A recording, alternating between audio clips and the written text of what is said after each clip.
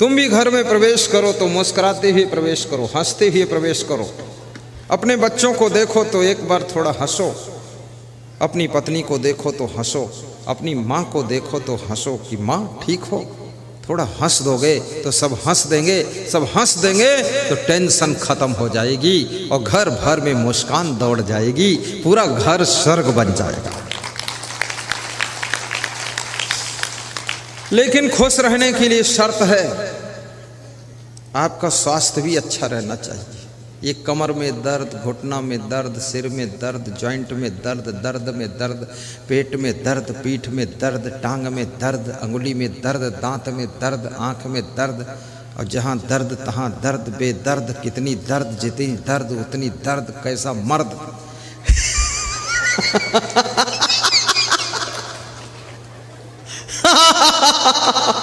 इतनी दर्द। मैं लखनऊ में सत्संग करने गया तो वहाँ एक महंत भजन गा रहा था कि गुरुजी पिलाई दे ज्ञान की बूटी, दर्द मोरे नस नस में। तो मैंने कहा दर्द नस नस में है, मुंह में पिलाऊंगा तो नस वाली दर्द कैसे जाएगी। गा रहा था। वास्तव में हर व्यक्ति की जिंदगी में दर्द है। कभी परिवार की ओर से दर्द दुख रहता है, कभी समाज की ओर से दर्द दुख, कभी स्वास्थ्य की ओर से दर्द दुख, और कभी रिश्तेदारों की ओर से दर्द और दुख रहता है, और कभी आपकी गलत डिसीजन के कारण जिंदगी में दर्द दुख पैदा होता है, और कभी याद रखना बेईमान लफंगों के कारण दर्द दुख पैदा होता है, और कभी कभी आपकी भूल के कारण दर्द दुख जिंदगी में पैदा होता है। अगर दर्द से बचना है, दुख से बचना है, पीड़ा से बचना है तो चलना संभल संभल के, माया नगर यही है। चलना संभल संभल के, माया नगर यही है। माया नगर यही है, माया नगर यही है। चलना संभल संभल के, चलना संभल संभल के, माया नगर यही है।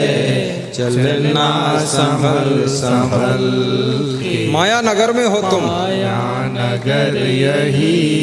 इस माया नगर में बीड़ी, सिगरेट, गांजा, चरस, तंबाकू, गुटखा, पुड़िया, भांग, अफीम, ताड़ी, दारू, मांस, मछली, अंडा, नशा, शराब, कुत्ते का मांस, बिल्ली का मांस, सांप का मांस, सारा मांस मिलता, चमगोदड़ का मांस। अब इस माया नगर में सारी दुकानें खुली हुई हैं और सब दुकान अपनी ओर आकर्षित कर रही है। यहाँ पर भोग विलास, नाना प्रकार के व्यभिचार, बलात्कार, सब कुकर्म होते हैं। लेकिन माया नगर में जब तुम निकलो तो याद रखना, हाथ में विवेक की टार्च हो, सत्संग का प्रभाव हो और भक्ति का भाव अंदर भरा हो तो इस माया नगर में फिसलने से बच जाओगे। फिर दारू की दुकान पर नहीं जाओगे, फिर आप सत्संग की दुकान पर पहुंचोगे। दो आदमियों ने जय बोला है, दूसरे दिन जय मिली है। कल तो ऐसे चला गया, आज भी दो आदमी बोले हैं, तो एक तो जोर से बोला, दूसरा बोलता हो।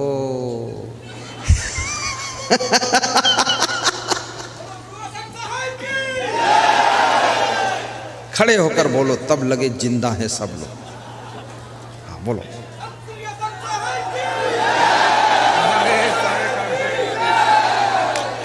हाथ उठाकर बोलो, ताली बजा दो जोरदार। बोलो सदगुरु कबीर साहब की जय, मेहीदास महाराज की जय, क्षमादेव महाराज की जय, मेघोना वासियों की जय, सब साधु संतों की जय, श्रोता मंडल की जय।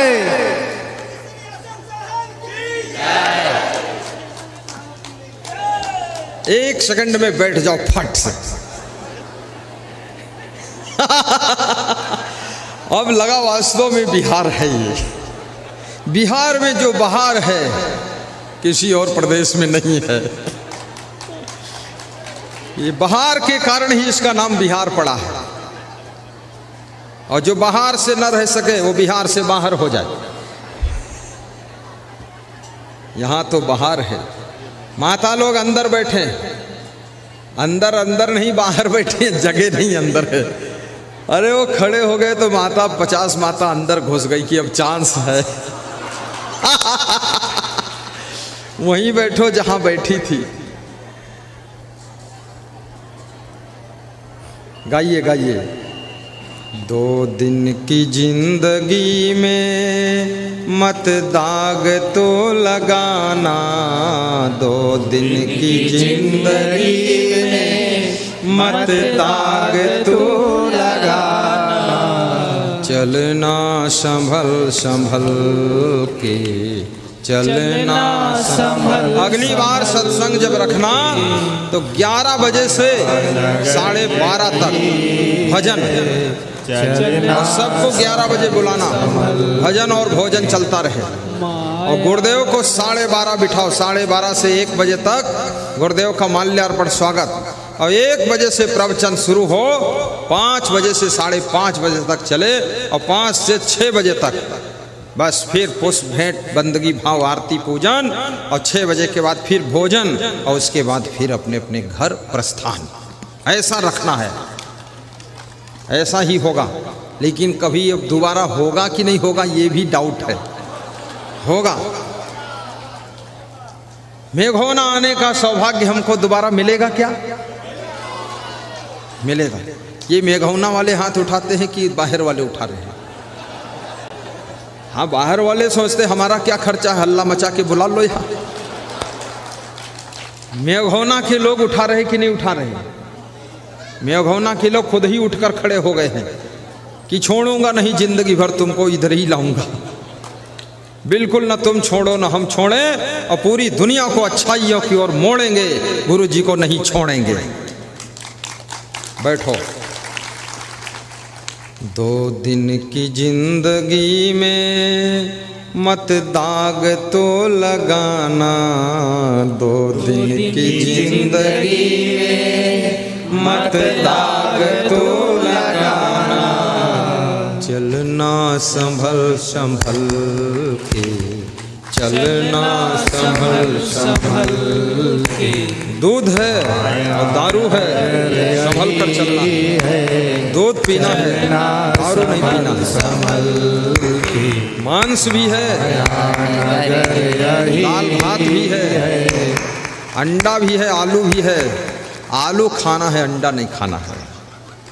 दाल भात खाना है, लेकिन मछली मांस नहीं खाना है। यही संभलना है। आपके मुंह में ऐसी वाणी है, गाली नहीं देना है, धन्यवाद देना है, माता पिता के पैर छूना है, माता पिता को आंख नहीं दिखाना है, सास ससुर का सम्मान करना है, उनसे अलग नहीं होना है, अपने देवर को भी निभा लेना है, और अपने पति को भी शांति से मनोबल उसका बढ़ाना है। पतियों को तंग नहीं करना है। जो नारी अपने पति को तंग करती है, उस नारी को 7 जन्म तक नारी का शरीर नहीं मिलता है। फिर उसी द्वार पर वो 7 जन्म तक भैंस बनकर पैदा होगी, नारी का रूप नहीं मिलेगा। और फिर उसका पति खूब उसको दुहेगा और कभी कभी डंडा भी मारेगा। इसलिए पति को तंग मत करना। जो पति अपनी पत्नी को तंग करता है, दुख देता है, याद रखना उसको भी मनुष्य जीवन 7 जन्म तक नहीं मिलता है। वो उसी घर में बैल और भैंसा बनकर पैदा होगा, खेत में काम करेगा, मुड़ मुड़ कर देखेगा पूर्व जन्म की ये पत्नी है, इसको बहुत दुख दिया था, अब क्या करूं। दुख देने वालों को मनुष्य का जीवन नहीं मिलता है। ऐसा वैसा खान पान करने से पशु पक्षी का शरीर मिलता है। इसलिए शुद्ध शाकाहारी बनो, हाथ धोकर भोजन करो, नाखून काट कर साफ रखो, बालों को भी साफ रखो, अपने खाट गद्दे रजाई कपड़े साफ रखो, खटमल न पैदा होने पाए, अपनी नाक को भी साफ रखो। कम से कम दिन भर में 5-6 बार नाक को छिनक कर पानी से धोकर साफ करो। दांतों को भी साफ रखो, अपने घर द्वार को साफ रखो, खिड़की दरवाजे पोंछकर साफ रखो, मकड़ी का जाड़ा छुड़ाओ, मकड़ी का जाड़ा नहीं रहना चाहिए। और चप्पल जूते भी साफ सुथरे रखो, चश्मा भी अपना साफ रखो, मुंह को भी ठीक से धो, और सुंदर बनना चाहते हो तो प्रसन्न रहो।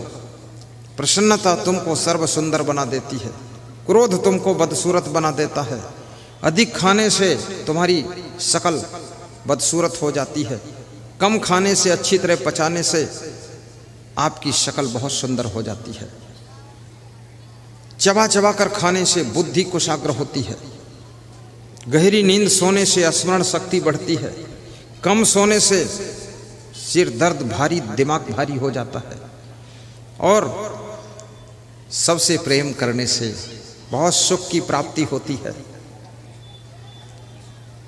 सामान को केयर करने से, सामान को संभालने से असमंजस कम पड़ते हैं, गम खाने से स्वर्ग का सुख मिलता है, दूसरों की गलती को क्षमा करने से स्वर्ग से ऊंचे स्थान प्राप्त होता है। द्वाविमो पुरुषो राजन स्वर्गस्य परितिष्ठता प्रभुज क्षमय एक तो दरिद्रस्य प्रदानवान। विदुर जी कहते हैं 2 प्रकार के लोग स्वर्ग से भी ऊंचे स्थान पाते हैं। नंबर 1 वे लोग जो गरीब हैं लेकिन फिर भी दान करते हैं, दरिद्रस्य प्रदानवान।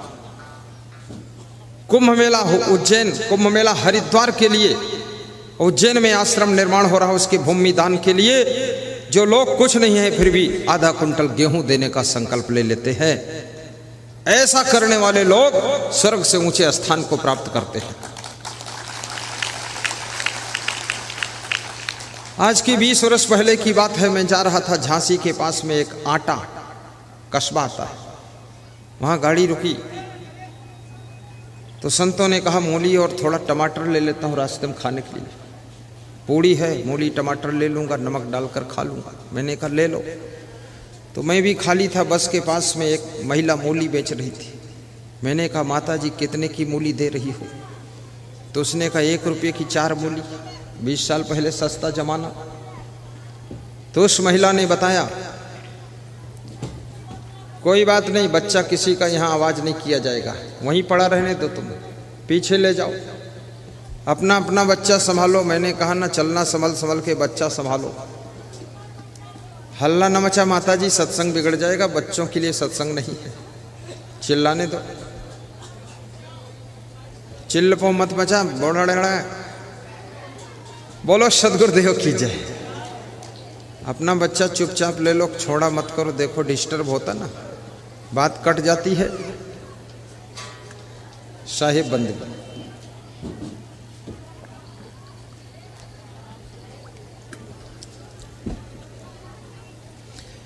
तो उस बूढ़ी महिला से मैंने कहा मूली माता जी कितने में दे रही हो? 1 रुपये की 4। तो मैंने कहा दे दो 20 मूली माता जी। तो उसको मैंने 20 मूली के 5 रुपये देना था, लेकिन हमने कहा इसको 10 दे दो, गरीब है महिला। तो जब उसको 10 दिया तो उसने क्या कहा, मैं साधु से नहीं लेती हूँ और तुम्हारा सब कुछ ठीक लगता है, लेकिन तुमने कहीं अपना घर बनाया है? हमने कहा घर नहीं बनाया माता जी। तो उसने 2 रुपया निकाल कर हमको दिया कि जाओ घर बना लेना, इधर उधर मत घूमा करो।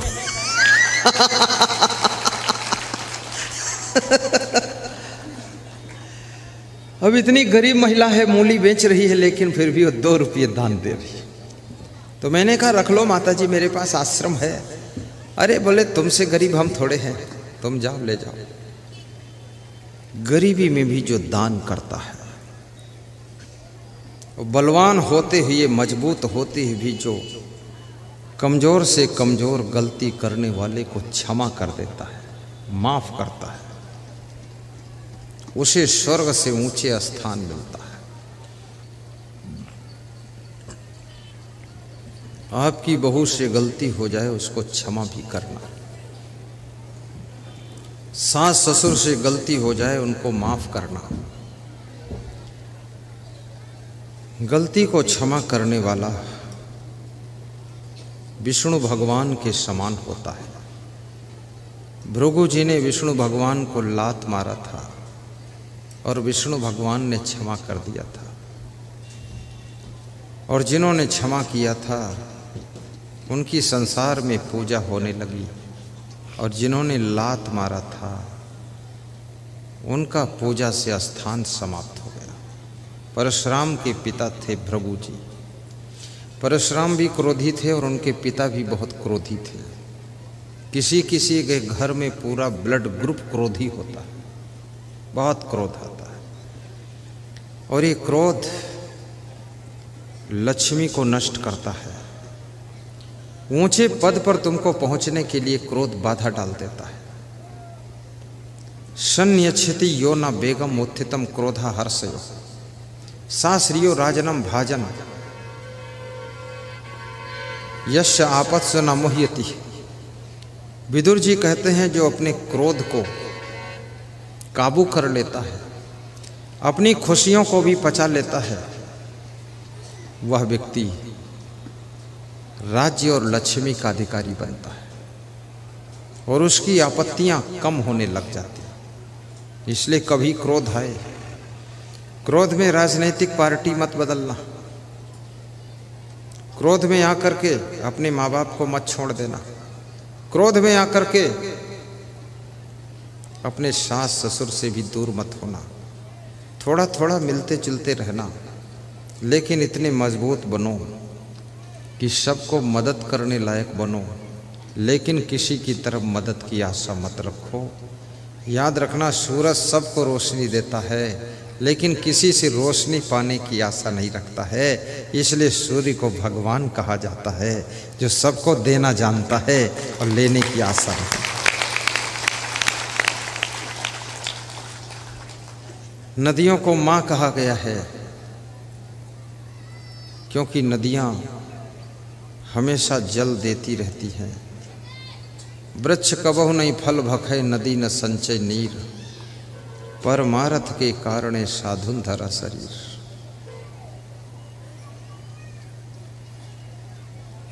सकल संत गुरु जन जो समझा रहे हैं, ये चर्चा भुलाना महामूढ़ता है। सकल संत गुरु जन जो समझा रहे हैं, चर्चा भुलाना महामूढ़ता है। बड़े भाग्य से मानो जीवन मिला है, निरर्थक बिताना महामूढ़ता है। बड़े भाग्य से मानो जीवन मिला है, निरर्थक बिताना महामूढ़ता है। जहाँ रह रहे हो निकलना पड़ेगा, नहीं चाहने पर भी चलना पड़ेगा। जहाँ रह रहे हो निकलना पड़ेगा, नहीं चाहने पर भी चलना पड़ेगा। जिसे खो के फिरे हाथ मलना पड़ेगा, वहाँ मन फसाना महामूढ़ता है। वहाँ मन फसाना महामूढ़ता है। बड़े भाग्य से ऐसा अवसर मिला है, निरर्थक बिताना महामूढ़ता है। निरर्थक बिताना महामूढ़ता है। सदा शांति रहती है समयता के पीछे, समयता न आती विषमता के पीछे। सदा शांति रहती है समयता के पीछे, समयता न आती विषमता के पीछे। विषमता रहा करती ममता के पीछे, ममता बढ़ाना महामूढ़ता है, ममता बढ़ाना महामूढ़ता है। सकल संत गुरु जन जो समझा रहे हैं, चर्चा भुलाना महामूढ़ता है, चर्चा भुलाना महामूढ़ता है, चर्चा भुलाना महामूढ़ता है। कैसे धन्य होगा गृहस्थाश्रम।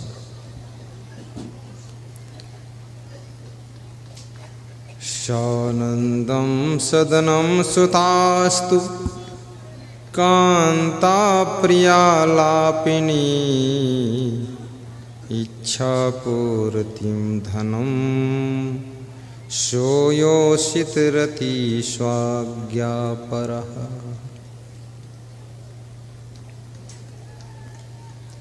वह गृहस्थाश्रम धन्य है जिस घर में सदैव आनंद रहता है। शानंदम सदनम, सदन माने घर होता है, जिसके घर में सदैव आनंद है, जिस घर के लोग आनंद के सहित घर में रहते, एक दूसरे को देख करके खुश होते हैं, जिस घर में सभी गुणवान हों और सभी बुद्धिमान हों, सभी चरित्रवान हों, सभी कलाकार हों, उस घर में आनंद का जन्म होता है। शानंदम सदनम, सुतास्त सुधिया, और जिस घर के बच्चे बुद्धिमान हैं, पुत्र और पुत्री बहुत बुद्धिमान है, उस घर में सदैव आनंद रहता है। बुद्धिमान पुत्र बनो और बुद्धिमान पुत्री बनो, इस बात को गौर से समझना। कांता प्रियालापनी, और जिस घर की स्त्रियां प्रेम के शब्दों में बातचीत करती हैं, वो घर आनंद भवन रहता है, मंगल भवन रहता है। मनुष्य की वाणी का बहुत बड़ा प्रभाव होता है।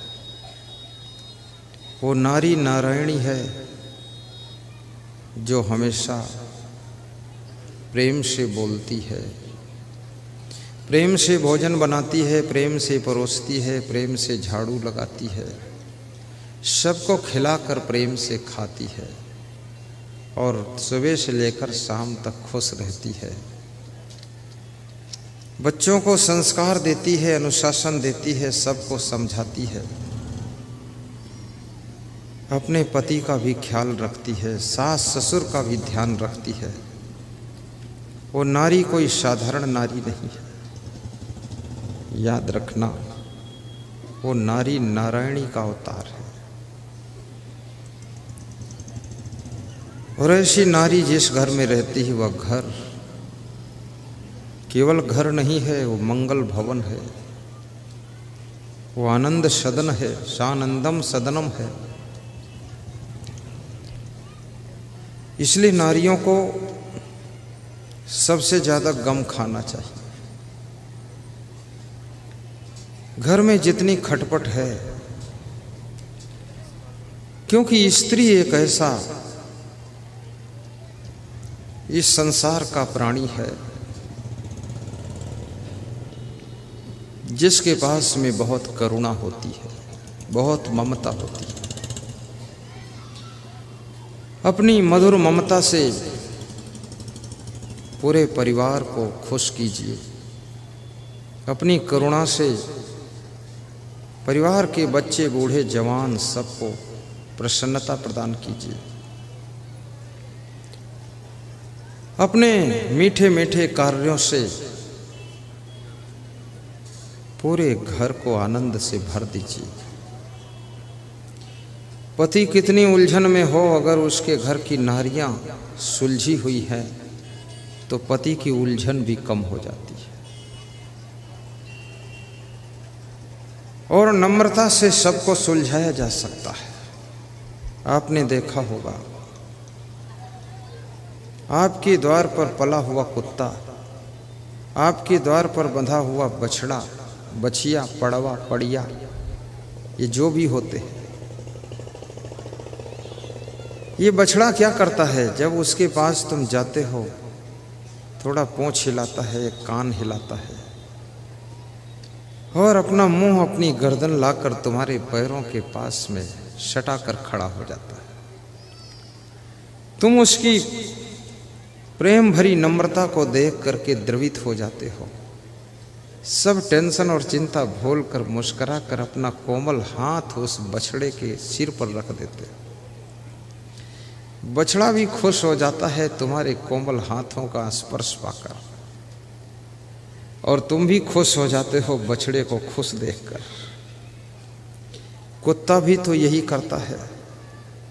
जब तुम कहीं से आते हो तो कुत्ता कभी आलस नहीं करता, उठकर खड़ा हो जाता है और तुम्हारे पास तक आता है और बड़ा खुश होता है कि मेरा मालिक आ गया, और दोनों पैर ऊपर उठाकर तुम्हारे पैरों के ऊपर रख देता है कि मालिक, तुम्हारे ही सहारे हूं। इस छोटे से पेट का सवाल आपके ऊपर ही है। फिर कुत्ता लेट जाता है, चारों पैर ऊपर कर देता है और कहता है, मालिक आत्मसमर्पण कर दिया हूं, रोटी का टुकड़ा दो और चाहे मेरे शरीर के टुकड़ा टुकड़ा कर दो, अब आपके द्वार पर आया हूं। तुम खुश हो जाते हो, तुम्हारे पैर चूम लेता है, आगे से भी पैर चूमता, पीछे चूमता, खूब पूंछ हिलाता है और खुश होकर मिलता है, तुम्हारे दिल को जीत लेता है। और कुत्ता भी तुम्हारी टेंशन को कम कर देता है, क्योंकि वो तुम्हारे माइंड को डाइवर्ट कर देता है। याद रखना, ये कुत्ता पढ़ा लिखा नहीं है, ये प्रवचन नहीं सुनता है, लेकिन अपने घर मालिक को डील करना ये भी जानता है। और ये बछड़ा भी जानता है मालिक के साथ कैसे व्यवहार करना चाहिए। पर धिक्कार है उन बच्चों को, धिक्कार है उन बहुओं को, धिक्कार है उन पत्नी और पति को जो मनुष्य हो करके, educated, well qualified, complete degree प्राप्त करके भी एक दूसरे के साथ व्यवहार करना नहीं जान पाते हैं, उल्टा पलटा व्यवहार करके सबको परेशान करते रहते हैं।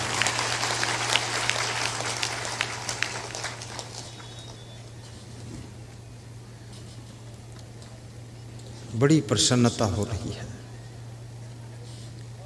क्योंकि ऐसा सुनहला मौसम उम्मीद नहीं थी। और इतना सुंदर पंडाल बहुत बार हमने देखा भी नहीं ऐसा। सब वाइट है और सब तरफ से लाइट है, ऊंचाई भी भरपूर है, 100 फीट चौड़ा, 400 फीट, 300 फीट लंबा और 35 फीट ऊंचा, 35 फीट ऊंचा, 100 फीट चौड़ा, 300-400 फीट लंबा और बीच में नहीं कोई खंभा। ये कितना आनंद है।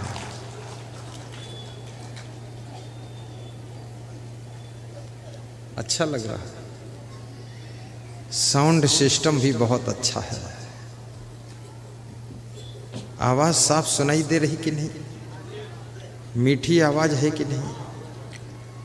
और शक्कर घोल दूं क्या इसमें?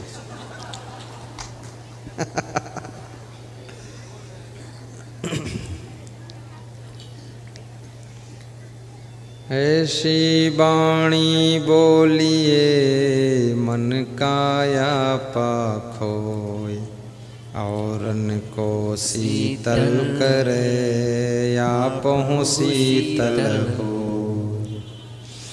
मधुर वचन है औषधि, कटुक वचन है तीर। श्रवण द्वार होय संचरे, सालय सकल शरीर। दुर्बल को न सताइए, जाकी मोटी हाय।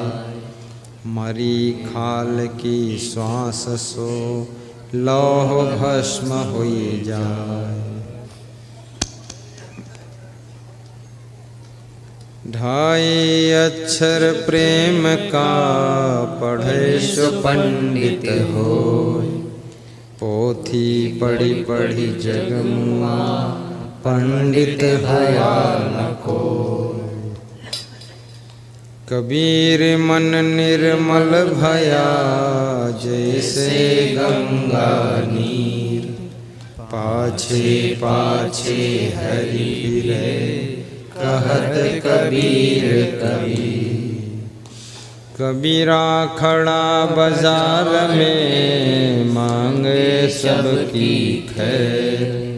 ना काहू से दोष दी, ना काहू से बैर। कबीरा खड़ा बाजार में, लिए लुकाठी हाथ। जो घर फूके अपना, चले हमारे साथ।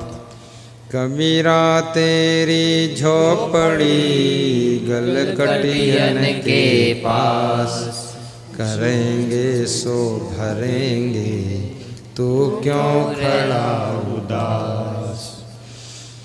कबीर कमाई अपनी, कभी न निष्फल जाय। बोया पेड़ बबूल का, आम कहाँ से खाए।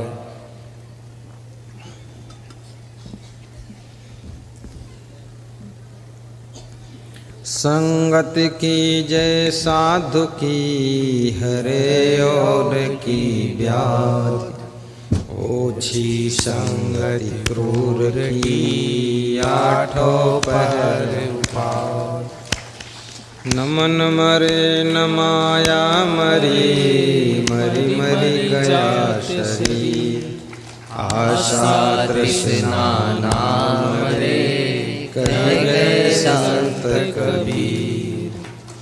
आया है सो जाएगा, राजा रंग फकीर। एक सिंहासन चढ़ चढ़े, एक बंधे जात जंजीर। कबीरा का घर शिखर पर, जहाँ सिलहली गैल। पावन टिके पपील का, तह खल कन लादे बैल। पावन टिके पपील का, तह खल कन लादे बैल। तह खल कन लादे बैल। बोलिए सद्गुरु भगवान की जय, संत भगवान की जय। सानंदम सदनम सुतास्त सुधिया, कांता प्रियलापिनी। इच्छा पूर्तिम धनम सुयोषित रति, स्वाज्ञा परः सेवका। गृहस्थाश्रम कैसे धन्य होता है।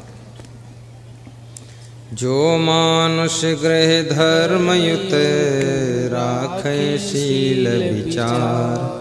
गुरुमुख वाणी साधु संग, मन बच सेवा सार। संक्षिप्त में कहें तो इतना ही कहना है इच्छा पूर्तिम धनम। जिस गृहस्थ के धन में आवश्यकताओं को पूर्ण करने भर का धन भी होता है, उस घर में सुख निवास करता है। इसलिए आपको धनवान भी बनना चाहिए। गरीबी भी एक दुख है, कंगाली भी एक दुख है। और यदि गरीबी है तो आप जरा गौर करके देखना, क्या आपके घर में गंदगी तो नहीं है? यदि गरीबी है तो आप घर में गौर करके देख लेना कि आपके घर में क्या आलस्य तो नहीं है किसी को। यदि गरीबी है तो गौर करके देख लेना आपके घर में कोई नशा व्यसन कर रहा होगा। यदि गरीबी है तो आपके घर में कोई कलह कलेश लड़ाई झगड़ा भी कर रहा होगा। यदि गरीबी है तो आपके घर में फिजूल खर्ची करने वाले लोग भी होंगे। यदि गरीबी है तो आपके घर में बुराइयां बहुत प्रभाव रख रही होंगी। गरीबी को मिटाना है। गरीबी तो कोई चीज है नहीं, गंदगी को मिटाओ तो गरीबी मिट जाएगी, और क्रोध को मिटाओ तो गरीबी मिट जाएगी, आलस्य को मिटाओ तो गरीबी मिट जाएगी, कलह कलेश को मिटाओ तो गरीबी मिट जाएगी, राग द्वेष को मिटाओ तो गरीबी मिट जाएगी। घर में प्रेम और परिश्रम और उत्साह और साहस के साथ कर्म करना शुरू करो तो घर में अमीरी आ जाएगी, अमीरी आ जाएगी।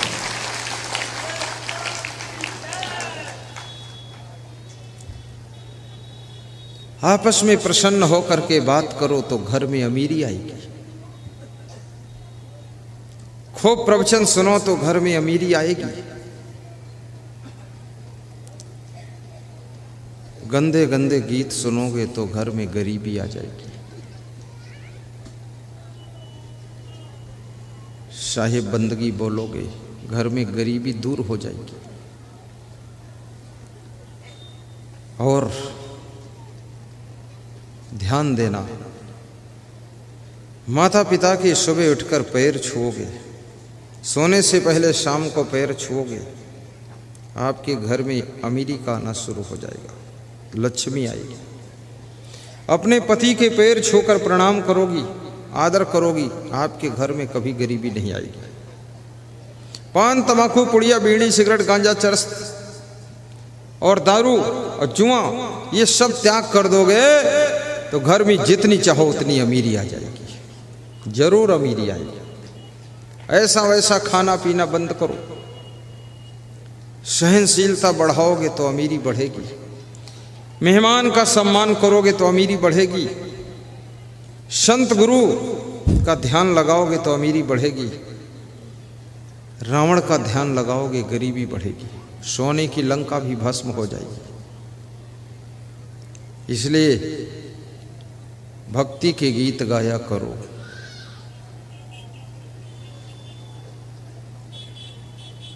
गुरु जी पुकारा करेंगे, तुम्हारी शरण में गुजारा करेंगे। इच्छा पूर्ति धनम सोयोषित रति। और जिस पति का प्रेम अपनी पत्नी से है वह घर आनंद भवन बन जाता है, वो गृहस्थ आश्रम धन्य है। जो पति अपनी पत्नी को धोखा नहीं देता है, अपनी पत्नी से पूर्ण प्रेम रखता है,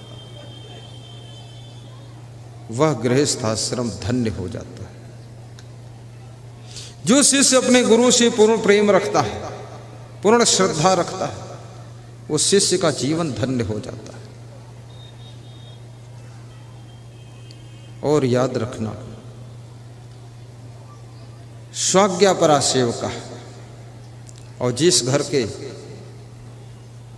सेवक काम करने वाले सब आज्ञाकारी होते हैं, उस घर में भी आनंद आनंद रहता है।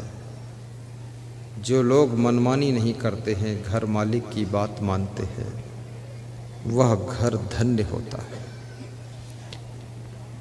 आतिथ्यम प्रतिदिनम शिव पूजनम मिष्ठान्न पानम गृहे, जिसके द्वार पर अतिथि का सत्कार होता है, अतिथि देवो भव माना जाता है, जिसके घर में रोज पूजा पाठ सत्संग होता है प्रतिदिन, और जिस घर में मिष्ठान्न पकवान भी बनते हैं, कभी छोले, कभी खीर, कभी सेवई, कभी रसपुआ, कभी मालपुआ, कभी केवल पुआ, खा लो बुआ, हाय गुरु जी की दुआ, ये क्या हुआ। जिसके घर में रोज रूखा सूखा भोजन नहीं बनता है, कभी कभी पूड़ी और पराठे भी बनते हैं। होली, दिवाली, रक्षाबंधन, गुरु पूर्णिमा, महोत्सव, कबीर जयंती आदि पर्व के दिन त्योहार तो मनाया ही जाता है, लेकिन अगर त्योहार नहीं है फिर भी महीने में 1-2 बार त्योहार जैसा पकवान बनाकर जिस घर में खाया जाता है, मेहमान को खिलाया जाता है, उस घर में याद रखना वह घर भी धन्य है और वहाँ सुख और आनंद रहता है। कल एक भक्त हमारे यहाँ पास में आए थे, साबूदाना की खीर बनाकर लाए। बड़ा भाव था उनका, मुझे दिया तो मैंने कहा रख लेता हूँ, बाद को खा लूँगा। बोले तुरंत खाओ खोल के, अभी खाओ आप देखो तो। मैंने कहा बाद को खा लो। नहीं अभी खोलो देखो आप तो खा लो। बड़ी श्रद्धा थी तो मैं खोला, 1 चम्मच खाया। तो मैंने कहा आप ले लो। बोले आप खाओ फिर बाद को मैं लूँगा। तो वहाँ 10-15 लोग बैठे थे, 1-1 चम्मच सबको बांटा, बाकी भंडार में भेजा। तो उस भक्त ने कहा कि आज्ञा करो कल मैं ज़्यादा लाऊं, सब संतों को खिलाऊं। तो मैंने कहा थक जाओगे, रहने दो। तो बोला नहीं ले आऊँगा मैं। तो मैंने कहा तो लाना तो साबूदाना की खीर मत लाना, आप चावल की खीर लाना। बोले 10 बजे लाऊंगा। तो हमने ठीक चलेगा। आज वो बहुत खीर लेकर आए। खड़े हो जाओ जरा।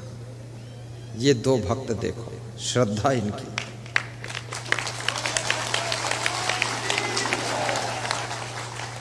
कौन गांव से हो? इचरवा से हैं। क्या नाम है? अनिल कुमार शर्मा कुशवाहा, मनोज कुमार कुशवाहा, वरुण कुमार कुशवाहा। इन्होंने 1-1 कुंटल गेहूं भी दान दिया है।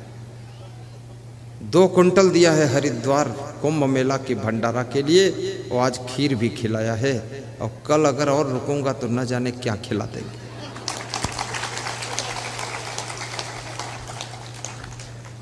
बैठो। सुबह सुबह आज एक भक्त दही मलवा भर के लाया और पेड़ा लाया। खड़े हो जाओ जो दही और मलवा पेड़ा लाए थे। कौन भगत था? इसी गांव का है। ये देखो भगत, क्या नाम है?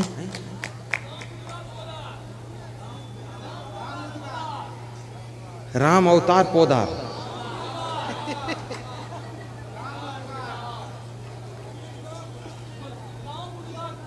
राम उद्गार पोदार।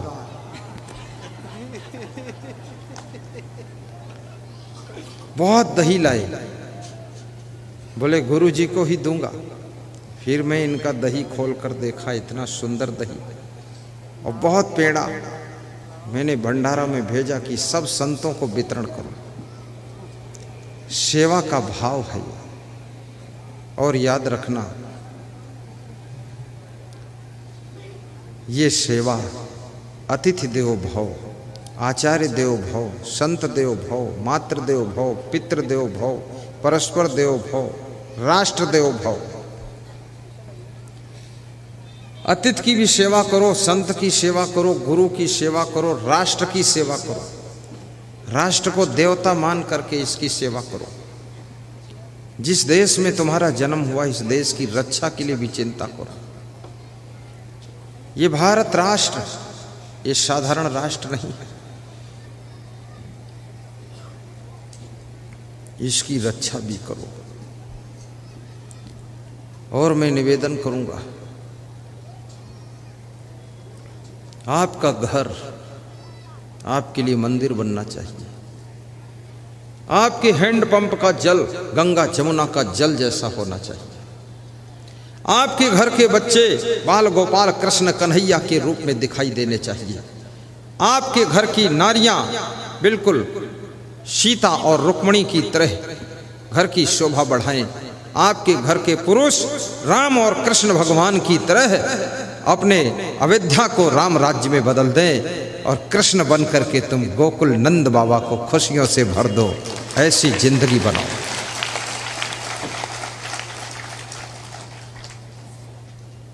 प्रतिदिनम मिष्ठान्न पानम गृहे। अभी ये जो माइक हमारे संत जी चलाते, इलेक्ट्रॉनिक इंजीनियर, ये पकवान खूब बनाते। पकौड़ी, पकौड़ा, पूड़ी, कचौड़ी, इसके बड़े आर्टिस्ट हैं भाई, और इलेक्ट्रॉनिक इंजीनियर हैं। ये सब सिस्टम वही चलाते। ये टीवी में जो प्रवचन आता है वही सेट करके देते हैं, मोबाइल में जो डालते वही डालते हैं, लेकिन जहाँ देखते हैं चूल्हे पर कढ़ाई है तो वहाँ पहुँच जाते हैं और तुरंत पूड़ी कचौड़ी निकालने लग जाते हैं। ये भी एक कला है। और मैं निवेदन करूँगा, आपके अंदर जितनी कलाएं हों, जितने गुण हो, जितनी योग्यता हो, क्षमता हो, उसका पूरा सदुपयोग कीजिए, क्योंकि एक दिन मृत्यु आएगी, इस शरीर को मृतक कर देगी। ये शरीर मरने के बाद इस शरीर के साथ जो भी शक्तियां क्षमताएं प्राप्त हुई हैं वह सब व्यर्थ हो जाएंगी, हमसे दूर हो जाएंगी। इसलिए जीते जी इस शरीर की सारी शक्ति का प्रयोग कर लेना ही बुद्धि